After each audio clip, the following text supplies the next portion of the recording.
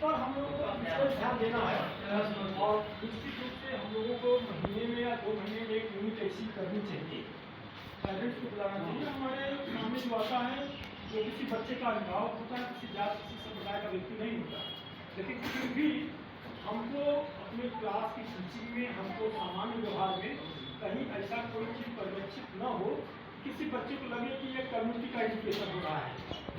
अच्छा, कोई मुसलमान टीचर है, उसको ऐसा लगे कि हिंदू बच्चे को अच्छा कर रहा है, हिंदू टीचर है, उसे ऐसा लगे कि मुसलमान बच्चे को अच्छा कर रहा है। तो टीचर्स का भी रोल यहाँ पे अहम हो सकता है और उसे इस चीज़ में सहयोग बढ़ना चाहिए। बच्चे उम्र कम है, हो सकता है फीलिंग उनके अंदर हो इस चीज़ की उनके पास, तो हमको ज़्यादा से ज़्यादा ये प्रयास करना चाहिए कि इस प्रकार की बात अगर उसके ध्यान में कहीं से आ रही है तो इसको वास करने का भी हमको काम करना चाहिए, क्योंकि सबसे पहले be the people of India. हम जो विद्यालय में शिक्षा देते हैं, हम भारत के लोग होते हैं, हम मुसलमान और हिंदू बाद में होते हैं, कम्युनिटी में हम बाद में बढ़ते हैं, हम पहले इस देश के नागरिक होते हैं। और जो राइट्स बौद्धों को मिला है, जो क्रिश्चियंस को मिला है, क्रिश्चियनिटी को मिला है, वो इस्लामिक को मिला है, हिंदू को मिला है, सबके इक्वलेंट एक जैसे अधिकार है। जितना बौद्ध यहाँ पर अपने अधिकार की मांग करेगा उतना हिंदू भी कर सकता है, उतना मुसलमान भी करता है। तो राष्ट्र और नेशन हमको डिफाइन नहीं करता कि हम अलग अलग में हैं, तो हमको एक कानून से हम सब संचालित होते हैं, एक संविधान से होते हैं। इन सारी चीज़ों को हम लोग को ध्यान में रख करके विद्यालय के विकास में हमें सबको लेकर चलना चाहिए कि हम नया क्या करें, किस तरीके से पठन पाठन को सही करें, विद्यालय का अनुशासन किस प्रकार से बनाएं और बच्चों में ये जो क्षेत्रीयता और जातिका और सामुदायिकता की भावना स्कूल कॉलेज में थोड़ा बहुत पनपती है ना, इसको रोका है। रोकना ये चाहिए कि यहाँ विद्यार्थी के रूप में आए, वो अच्छा विद्यार्थी बन करके निकले, एक अच्छा नागरिक बन करके निकले। हम यहाँ किसी मुसलमान को नहीं बनाते हैं, किसी हिंदू को नहीं बनाते हैं, या किसी बौद्ध को बनाते हैं। विद्यालय में आधुनिक भारत के राष्ट्र निर्माता इसलिए कह जाते हैं कि हम देश के भविष्य को कक्षाओं बनाते हैं। भारत का भविष्य उसकी कक्षाओं में बनाया जाता है, भारत का भविष्य सब कुछ नहीं बनता।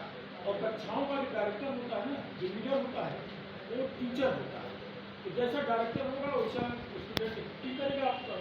तो पूरा प्रयास लोगों का इसी होना चाहिए और इसलिए हमने आप बुलाया कि हम लोग इस सत्र में नए सत्र में हो जाए और इस पर हम चाहते हैं कि सबका सुझाव तो अच्छा ही होगा। आप लोग हैं, आप लोग को सुझाव देना चाहते हैं और इसके लिए हमारे यहाँ पर चीज़ें ध्यान होती है कि कभी कोई फेस्टिवल पड़ता है तो उसमें कहीं ऐसा कोई भेदभाव या ना हो, सब हम लोग करते हैं, तो सरकार करती है और न तो समाज करता है।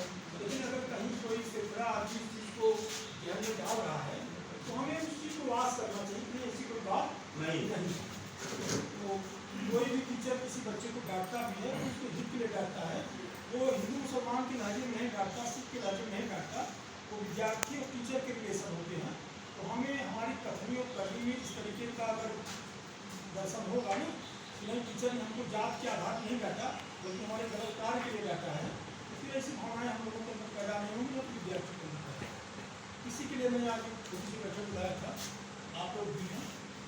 और मैं चाहूँगा कि निरंतर आप लोगों का विद्यालय को सहयोग मिलता रहे और जब बुलाया जाए प्रत्येक अभिभावक का आमंत्रण देते हैं कि लोग आएँ और एक अच्छे सहयोग दे। सहयोग केवल पैसे से नहीं होता, सहयोग शरीर से भी होता है, मन से भी होता है, भी होता है।